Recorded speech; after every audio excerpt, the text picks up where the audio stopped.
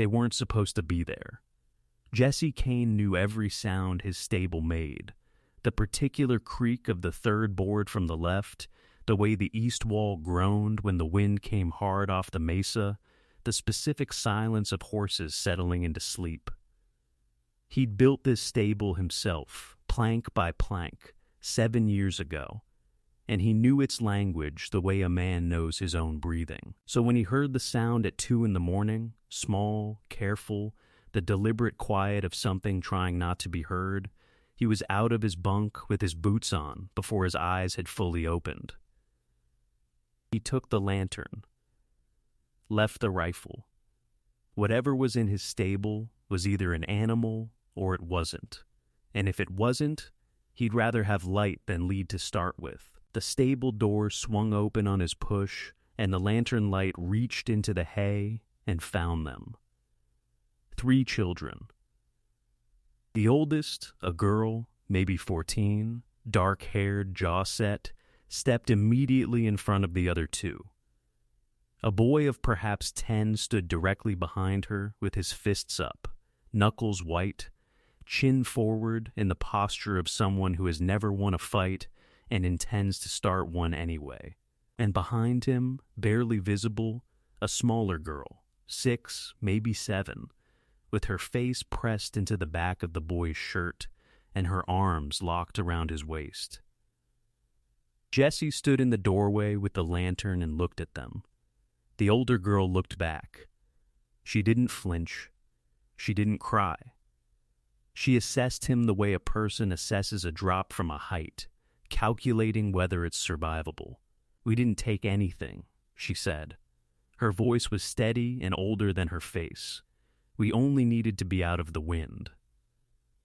Jesse looked at the 3 of them, at the older girl's boots, which were held together at the left toe with what appeared to be fence wire, at the boy's coat, which was 2 sizes large, the kind of coat that had belonged to someone else first, at the small one behind him whose arms were shaking, not fear, he realized. Cold. She was shaking from cold that had gotten all the way in. He looked at the older girl, at something on her left hand that he hadn't noticed at first, a bruise across the knuckles, recent, the particular shape that comes from a hand connecting with something harder than itself. Someone had made these children run, recently and fast. "There's heat in the house," he said, "and food." The older girl's eyes moved across his face, reading and reading and reading. "We're not charity," she said. "I've got 40 head of cattle and 3 horses and a fence line that's been needing 2 people's worth of work since my ranch hand quit in October," he said. "That's not charity. That's a trade." He turned back toward the house. Come or don't. But the little one's shaking. He walked away. Behind him, after a moment, he heard 3 sets of footsteps follow. At the kitchen table, in the light, he could see them properly. The older girl's name was Ada. The boy was her brother Caleb, 10 years old, who ate with the focused efficiency of someone making up for missed meals and watched Jesse over his bowl with eyes that never fully relaxed. The small one was Lily. She was 6. She fell asleep in the chair before she finished her bread, and Ada caught her without looking, the practiced catch of someone who had been catching this particular child for a long time. "Where are your parents?" Jesse asked. Ada's jaw tightened, almost imperceptibly. "Gone," she said. He looked at Caleb. Caleb looked at his bowl. "Gone how?" Jesse said. Ada set her spoon down. She looked at him with those calculating eyes, weighing something, deciding how much to spend. "I'll tell you in the morning," she said, "when I'm sure." "Sure of what?" "Sure of you," she said, and picked her spoon back up. Jesse looked at this 14-year-old girl who had just told him, plainly and without apology, that he was on probation in his own kitchen. He thought about the fence wire, holding her boot together. He thought about the bruise on her knuckles. He thought about a 6-year-old shaking with cold in a stranger's stable at 2 a.m. He moved Lily to the spare room. She didn't wake. He set up the floor beside the bed for Ada and Caleb with blankets. Because Ada didn't take the bed, she positioned herself between Lily and the door, which told him everything he needed to know about how the last weeks had gone for these 3 children. He went back to the kitchen. He sat at the table with his coffee and thought about what he'd seen. The bruise on Ada's hand, the way Caleb ate, the way Lily hadn't made a single sound, not one, in the 2 hours since they'd come inside, not even in sleep. Children who've had reason to practice silence. He thought about the fence wire on the boot, about the oversized coat, about Ada's voice when she said gone, the specific flatness of someone who has finished grieving one thing and moved directly into survival, because survival couldn't wait. And then he thought about something else. Something he hadn't placed yet, but that sat at the back of his mind like a coin he'd picked up and hadn't examined. Ada's last name. She'd given it when he asked, automatically, without thinking. Then she'd looked at him, sharp and quick, to see if it meant something to him. Ada Merritt. He turned the name over. It meant something. He just hadn't found the memory yet. He sat with his coffee until the wind died down around 4 a.m, and then the memory arrived. He set the cup down. Merritt, 3 weeks ago, in town, he'd heard that name. In the hardware store, 2 men talking low, the kind of low that wasn't meant to carry, but did. He'd caught pieces, a name, a property, something about contested title, about a family that had. He sat very still. About a family that had gotten in the way. Outside, the November dark pressed against the windows, and inside. 3 children slept in his spare room, and Jesse Cain looked at the door between him and them and understood, with the slow arriving certainty of a man who has just turned a stone over, that they hadn't hidden in his stable by accident. They'd come here specifically. The question was why.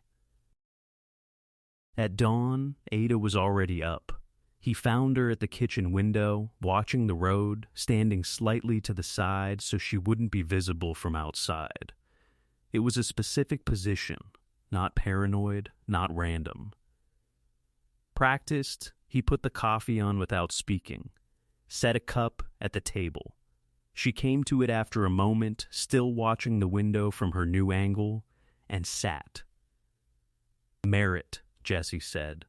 Your father was Daniel Merritt. Her hands tightened around the cup. She looked at him. What do you know about my father? She said. I know he filed a land claim on the Ridgeback parcel 2 years ago, Jesse said. I know that parcel borders the Holston grazing land. And I know that 3 weeks ago in Ridley's hardware store, I heard 2 men say the Merritt claim had been resolved. The word sat between them like something that needed identifying before it could be touched. Resolved, Ada said. Flat. Perfectly flat. That's one word for it. Tell me, he said. She looked at the window. The road was empty in the early light, frost on the ruts, nothing moving. She looked back at her coffee. My father had the deed, she said. Proper deed, properly filed in the county seat. The Ridgeback parcel was ours, has been ours since before I was born. My grandfather homesteaded it. She paused. The Holston brothers want it because the new rail line comes within 4 miles. Land near the rail is worth 10 times what it was. She paused again. They sent a man named Purvis to negotiate. My father said no. Purvis came back twice. My father said no twice. Jesse waited. 6 weeks ago, Ada said, my father went to check the north fence. He didn't come back. A pause so brief it was almost not there. We found him by the creek. Sheriff Aldrin said it was an accident. Horse threw him. She looked at Jesse directly. My father had ridden horses his entire life. He never fell. Jesse looked at his coffee, said nothing.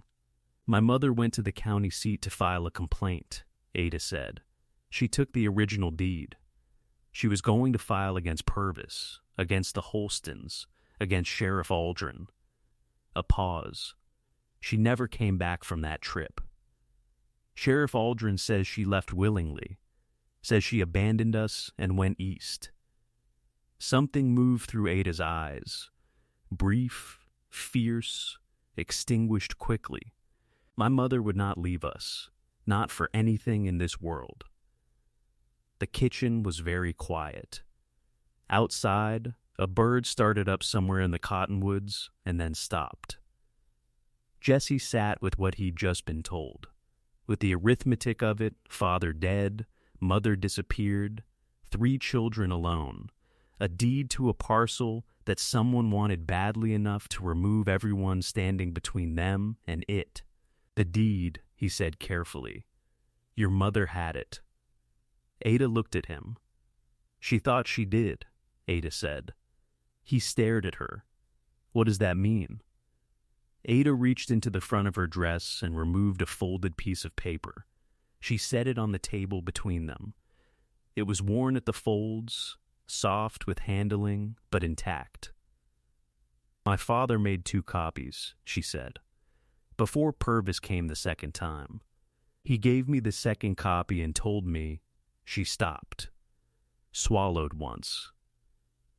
He told me if something happened to him, I should find someone to take it to the land office in Santa Fe. Someone who wasn't connected to Aldrin or the Holstons. She looked at him with those eyes that had been reading him since the stable. You have no connection to either. You came to this county 8 months ago. You have no debt to Holston, no favor owed to Aldrin. You have the Ridgeback parcel on your eastern boundary, which means you have legal standing to appear as an interested party in a title dispute. Jesse looked at the paper on the table, looked at her. You didn't end up in my stable by accident, he said. No. She said, I watched 3 other men before you. You were the right choice. He leaned back in his chair, thought about what she was asking, what it would cost. Holston wasn't a man you crossed without consequence. Aldrin had the badge and the county machinery. Going to Santa Fe meant being visible, means being a problem they'd want to solve.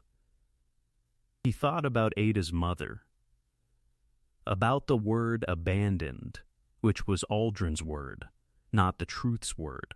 He thought about Lily, asleep in the spare room, 6 years old, practicing silence. He picked up the copy of the deed and read it, then read it again. The language was proper. The filing stamps were dated and county sealed.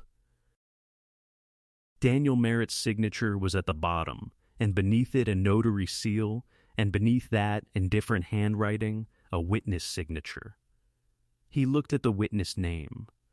His chest went cold. He knew that name.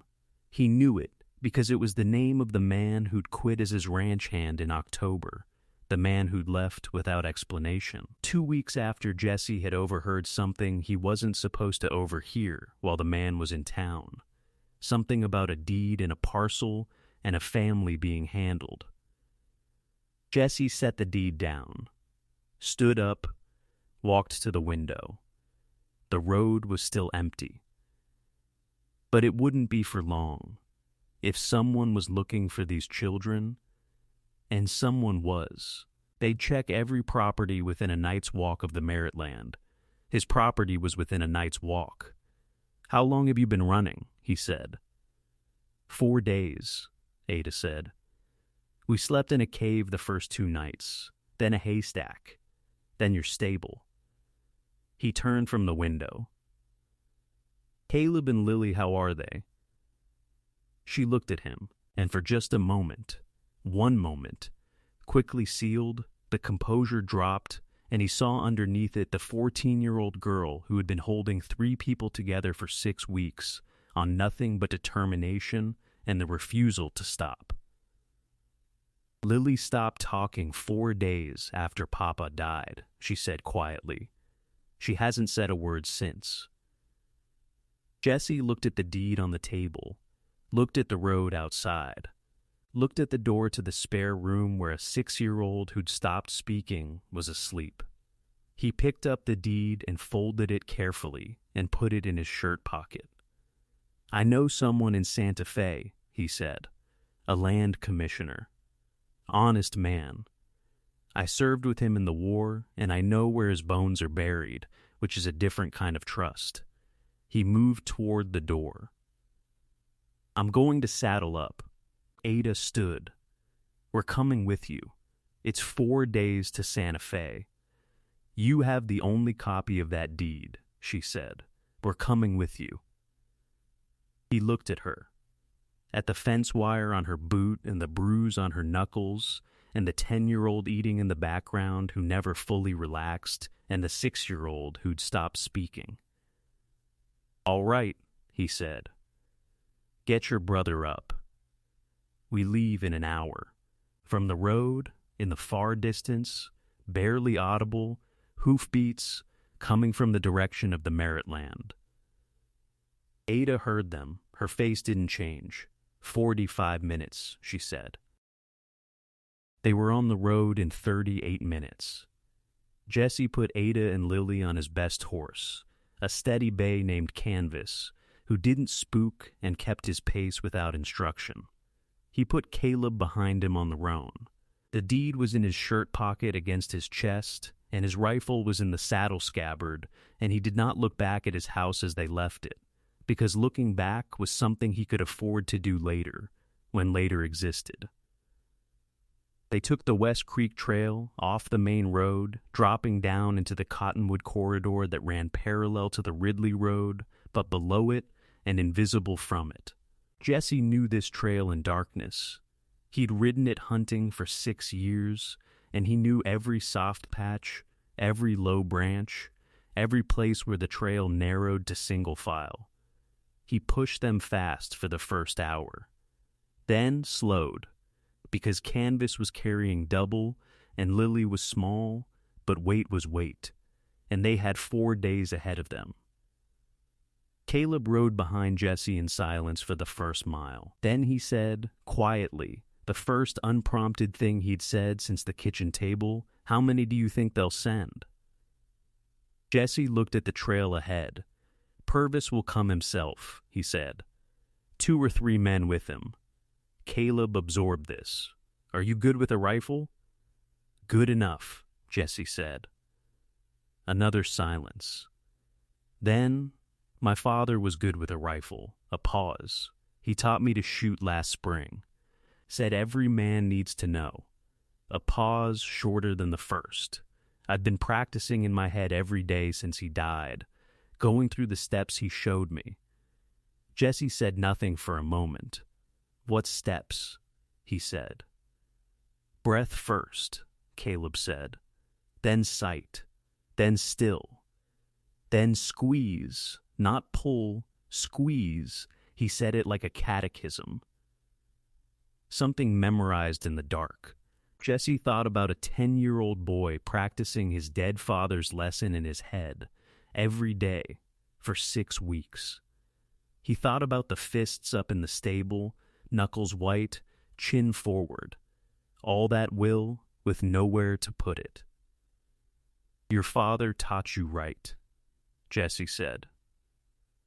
He felt Caleb straighten slightly behind him, said nothing more, because sometimes the right thing is small and doesn't need expanding. They pushed on through the morning. The creek trail climbed gradually west before rejoining the main road at Cutler's Pass, 12 miles from Jesse's ranch, where the terrain opened up and there was no avoiding the exposed ground for 3 miles. He heard them before Cutler's Pass. Hoofbeats on the ridge above, faint, but there. moving parallel, tracking them. He didn't look up. He kept his pace and his posture and his eyes on the trail, and he said quietly, without turning, "Ada, don't look up at the ridge. Don't change how you're sitting." A pause. "They're above us," she said. Not a question. 2 riders, maybe 3. "Purvis," she said, "most likely." Caleb's hands tightened on Jesse's coat, then deliberately released. "What do we do?" Jesse thought about the pass ahead. 3 miles of open ground. No cover, no alternative route, no option to avoid being seen once they cleared the cottonwoods. He thought about the deed in his shirt pocket, and about Santa Fe 4 days distant, and about Holston sitting on property he wanted badly enough to make a father fall from a horse and a mother disappear from a road. He thought about 3 children. "There's a crossing half a mile back," he said. "Creek's low enough. Gets us to the south side, into the cedar breaks." He looked at the ridge from the corner of his eye. The riders had stopped, watching, waiting for them to emerge from the cottonwoods into the pass. "When I turn us around, we move fast. Don't stop. Don't look at the ridge. If they come down," Ada said. "I'll handle the ridge," Jesse said. Ada looked at him over her shoulder. Something passed between them, a communication without words, the kind that happens when 2 people have independently calculated the same risk and reached the same decision about it. "Lily," Ada said quietly, "hold on tight. Don't let go no matter what. Can you do that?" The small girl on the horse in front of her, who had not spoken in 5 weeks, pressed her face against Ada's arm. And then, very small, very quiet, like something returning from a long distance, yes. Ada's breath caught. Jesse heard it. He didn't look. He gave her that. He turned the horses. They moved fast, back along the trail, and above them on the ridge he heard the moment the watchers realized, the sudden urgency of hoofbeats, no longer parallel but angling down, cutting for the crossing before they could reach it. Jesse put his heels to the roan. The next 3 minutes were hoofbeats and branches and cold air burning in the lungs and the creek crossing coming up fast. He took it without slowing, water spraying white in the morning light, canvas and the roan both surging up the far bank, and behind them, 40 yards back, Purvis's men hit the water. Jesse pulled up in the cedar breaks, turned, raised the rifle. He fired once. Into the creek bank, 2 feet in front of the lead horse. The horse reared. The rider held on but barely, and the 2 men behind collided in the shallow water, sorting themselves out with the controlled chaos of men who hadn't expected resistance. Jesse's voice carried across the water, flat and clear. "I'm a free man on a public road with 3 children under my protection. Whatever Holston is paying you, it won't cover what comes next if you cross that water." Silence, the horses stamped and blew in the creek. The 2 men looked at each other, and then at the rifle, and then at each other again. The lead rider said, "Purvis isn't going to like this. Purvis can come himself," Jesse said. "And bring the sheriff. I'll have something to say to both of them in front of witnesses." He watched them make the calculation. They were hired men, not owned men. There was a difference, and it mattered in these moments. Hired men calculate what they're being paid against what they're being asked to risk, and the math had just shifted. They turned their horses. Jesse watched them go up the ridge and over the far side and out of sight. Then he lowered the rifle and turned back to the 3 children watching him from the cedars. Caleb let out a breath, long and slow, a sound like 6 weeks of tension finding a small exit. Lily, still pressed against Ada's arm, said quietly to no one in particular, he shot at the dirt. Ada looked down at her. Yes, she said softly. He did. Papa said that's what good men do first, Lily said. Shoot at the dirt first. The cedar brakes were very quiet. Jesse sat on his horse with his rifle across his saddle and looked at these three children, and he thought about a man named Daniel Merritt teaching his daughter that good men shoot at the dirt first, and about the kind of father who would think to teach that. We need to move, Jesse said. They'll be back with more. I know, Ada said. She looked at Lily one more time. Lily was already watching the trail ahead, her small jaw set in an expression Jesse recognized, because he'd seen it on her sister's face since the stable. He put his heels to the roan, and they rode south into the cedars, toward Santa Fe, toward whatever came next. They camped that night in a shallow draw off the south trail, a place where the rock curved overhead enough to block the wind and trap the heat of a small fire. Jesse kept it low, enough for warmth, not enough to throw light above the rock rim. He fed the horses, checked Canvas's hooves, and came back to find Caleb had gathered the firewood without being asked, and Ada had divided the provisions he'd packed into 4 equal portions, and was looking at the result with the expression of someone doing mathematics they don't like the answer to. It'll stretch 4 days, Jesse said. I know where to supplement on the South Trail. She looked up, nodded, stopped doing the math. Lily had fallen asleep against Ada's side before the fire was fully built. She'd said 3 more words since the creek crossing, small, ordinary words, directions, and responses. Nothing more, but 3 more than she'd said in 5 weeks, and Ada kept glancing at her the way a person glances at something fragile they're afraid to acknowledge in case the acknowledgement disturbs it. Caleb sat across the fire from Jesse, the way men sit at fires, like a man, like someone trying the posture on to see how it fit. Can I ask you something? Caleb said. Go ahead, Jesse said. When you were in the war, he stopped. Were you ever scared in a way that didn't go away? Like not just scared before a thing happened, but scared all the time?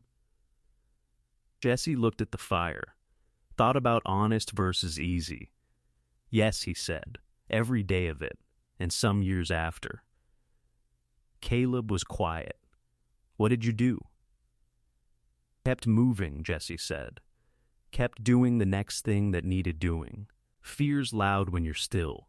It gets quieter when you're in motion. He paused. And I found someone to look after. That helped more than anything. Looking after someone gives the fear something useful to do. Caleb absorbed this. His jaw worked slightly, the way jaws work when something is being thought through carefully. I've been looking after Ada and Lily, he said. Since Papa. I know, Jesse said. I can see that.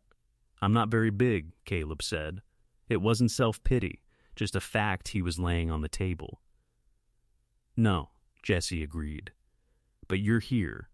You kept going 4 days on no food and no boots that fit, and you're still here. He looked at the boy across the fire. That's not about size. Caleb looked at the fire for a while.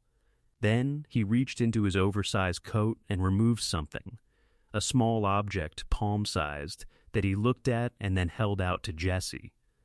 It was a compass, brass, older, the kind carried by men who moved across unmapped land. On the back, initials, DM. My father's, Caleb said. He gave it to me the morning before he went to check the north fence. He paused. He said, if you're ever lost, true north is always there. You just have to stop moving long enough to find it. Jesse took the compass carefully, held it level. The needle settled north, steady and certain. indifferent to everything around it. He held it back out. Caleb took it. Jesse reached into his shirt pocket, past the deed, further in to the bottom, and removed something he carried without entirely knowing why he still carried it. A small tintype photograph, worn at the edges, showing a woman and 2 children in front of a house, his sister's family. Kansas, he hadn't seen them in 4 years, not since the argument that had made him leave, not since the silence that had grown between them into something he didn't know how to cross. He looked at the photograph for a moment. Ada, across the fire, was watching him. "Family?" she asked quietly. "Sister," he said. "Her kids." "You should go back," Ada said, not unkindly. Direct, he looked at her. "What makes you say that?" "Because you still carry the picture," she said. "People don't carry pictures of things they've decided to be done with." Jesse looked at the tintype, at his sister's face, 7 years younger than she'd be now, at the children who'd be grown or near it. "There was a falling out," he said. "Was it worth it?" Ada said. He thought about it honestly. The argument. What it had been about. Whether, holding it in his hands now at this fire and this draw in the middle of nowhere, it had been worth 4 years of silence. "No," he said. Ada looked at the fire. "My parents argued sometimes," she said, "mostly about the land. Papa wanted to fight for it, and Mama worried about the cost." A pause. Mama told him once, "The land isn't worth your life, Daniel." He said, "I know, but what kind of man would I be if I gave it up without trying?" She paused. They were both right. That was the problem. She reached down and put her hand gently on Lily's hair.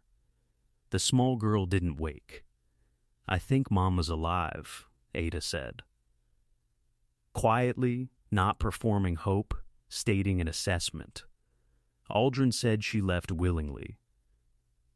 But Aldrin is bought, and bought men lie in specific ways. They tell you the thing that closes the case, not the thing that opens it. She looked at Jesse. If she were dead, he'd have a body to show. He doesn't. He has a story. Jesse thought about this. It had the logic of someone who'd had 6 weeks to examine it from every angle. "Santa Fe," he said. There are federal people in Santa Fe. Land fraud that crosses county lines becomes a federal matter. If we can get the deed registered and filed as a disputed claim, it forces an investigation that Aldrin can't close with a story. Ada looked at him. "And Mama? A missing person connected to a federal land fraud case," Jesse said, "is not a person Aldrin can continue to say walked away willingly." Something moved through Ada's face. Not relief. Not yet. Too practiced in waiting for relief. But the door to it opened, just slightly, just enough to let the light of the possibility through. "You planned this already," she said. "I started planning it when you put the deed on the table," he said. She looked at him for a long moment. "Why?" she said. "You could have given us food and pointed us down the road. Nobody would have blamed you."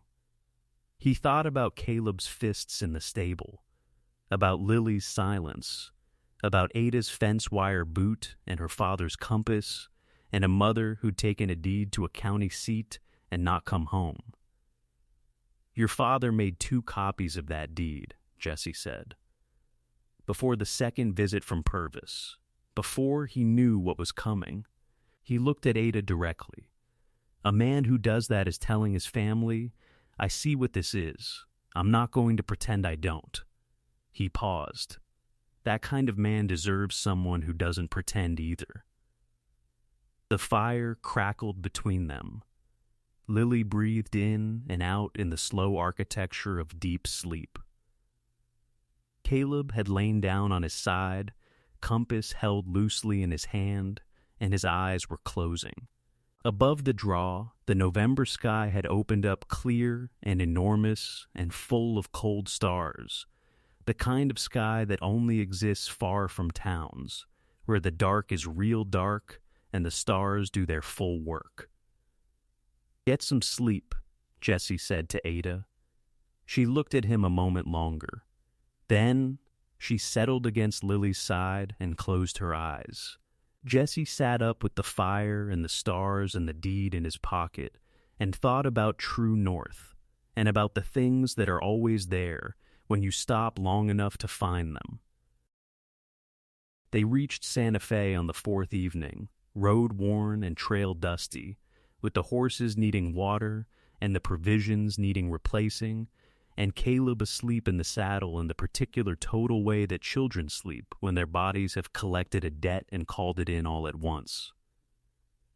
Jesse took them to the house of Marcus Webb first. Not the land office, not yet. Webb was the man Jesse had served with, the man whose bones he knew, and Webb's house was the safest place in Santa Fe for 3 children and a deed that people had already killed to prevent reaching this city. Marcus Webb opened the door, took one look at Jesse's face, looked at the 3 children behind him, and said, "Come in. All of you." He was that kind of man. That night, at Webb's table, Jesse laid out everything. The deed. Ada's account. The witness signature, the name of Jesse's former ranch hand, and what Jesse had overheard in October that he hadn't, at the time, understood the weight of. Webb listened without interrupting, which was one of the things Jesse had always respected about him. He listened until everything had been said, and then he was quiet for a moment, and then he said the witness on the deed. If he testifies, the claim is airtight. He left the county, Jesse said. He was scared. Scared men can be found, Webb said, if there's enough reason for them to stop running. He looked at the deed, federal land fraud touching 3 parties, the Holstons, Aldrin, and Purvis. With a connected missing person situation is enough reason. I can get a federal investigator assigned by the end of the week. Ada, sitting across the table, said, "My mother." That's the first thing. Webb looked at her. He had the good sense not to offer comfort he couldn't back up. "Tell me everything you know about where she went and what she carried." Ada told him. Every detail, every date, the name of the man who'd driven the wagon, the time of day she'd left, the road she'd taken. She'd been holding all of it, organized and complete, for 6 weeks. She delivered it like the report it was. Webb wrote it all down. "I'll start with the road," he said. "Between here and the county seat, there are 3 stop points. Way stations, a trading post. Someone saw something. She's alive," Ada said. "I know she is." Webb looked at her steadily. "Then we'll find her," he said. The federal investigation began the following Monday. Jesse gave his testimony in full, including the conversation he'd overheard in October and his own actions at the creek crossing, which he described without embellishment. The investigator, a compact, deliberate man named Reyes, who had the air of someone who had untangled worse knots than this one, listened to everything and asked, at the end, one question: the copy of the deed. "The girl carried it 4 days on the run?" "Yes," Jesse said. Reyes looked at the deed on the table. "File it," he said to Webb. This morning, the deed was filed at 9:47 on a Monday morning in November, stamped and recorded in the Federal Land Registry, and from that moment the Ridgeback parcel was legally frozen. It could not be sold, transferred, or claimed by any party until the dispute was resolved, which meant Holston's plans for it went nowhere. Jesse stood outside the land office when it was done and breathed the cold Santa Fe air and felt something settle in his chest. Purvis was arrested 11 days later on a warrant that Reyes had built from two sources: Jesse's testimony and the statement of a way station keeper between Dalton Creek and the county seat who had, it turned out, seen a woman matching Margaret Merritt's description being transferred from a wagon into the custody of two men he didn't recognize, not willingly. She was found in a boarding house in Albuquerque 4 weeks after the investigation began. She'd been told her children were gone.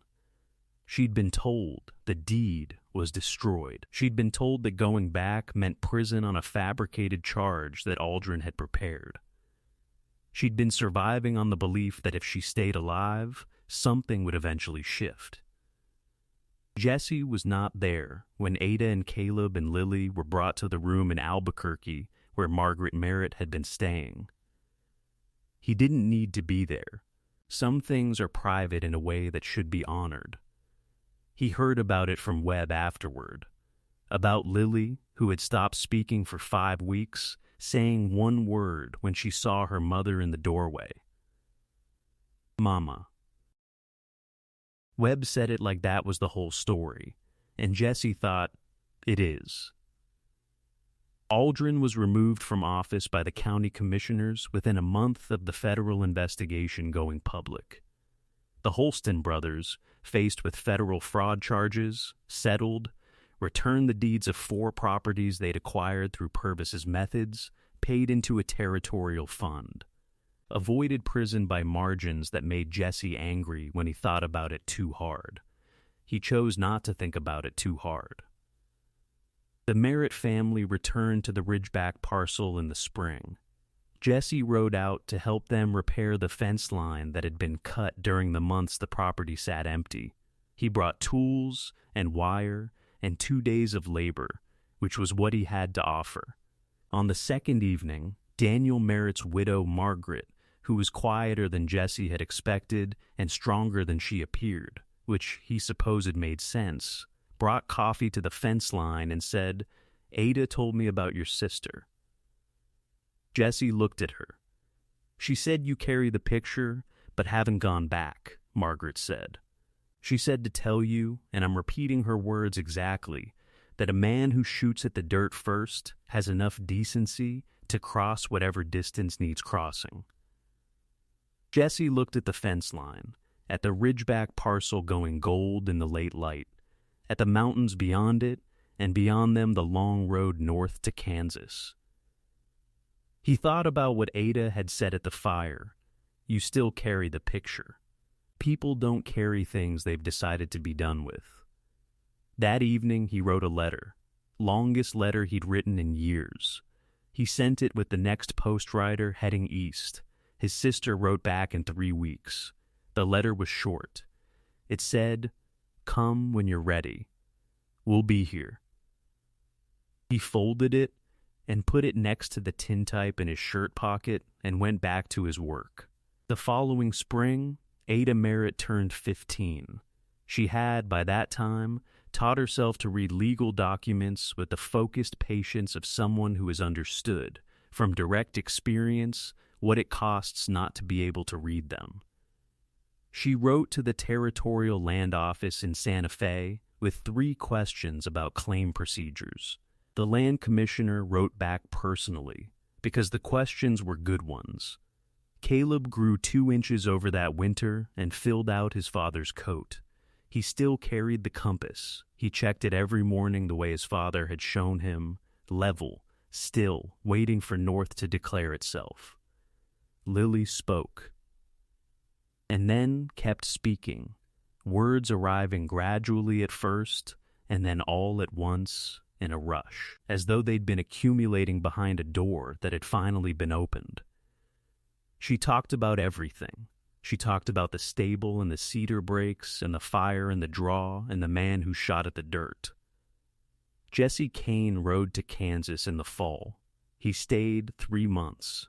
He came back to his ranch in January, which surprised him, He'd thought maybe he'd stay. But the Ridgeback land was in his blood now, the way places get into blood when something real has happened in them. He found, on his porch when he returned, a package wrapped in oilcloth.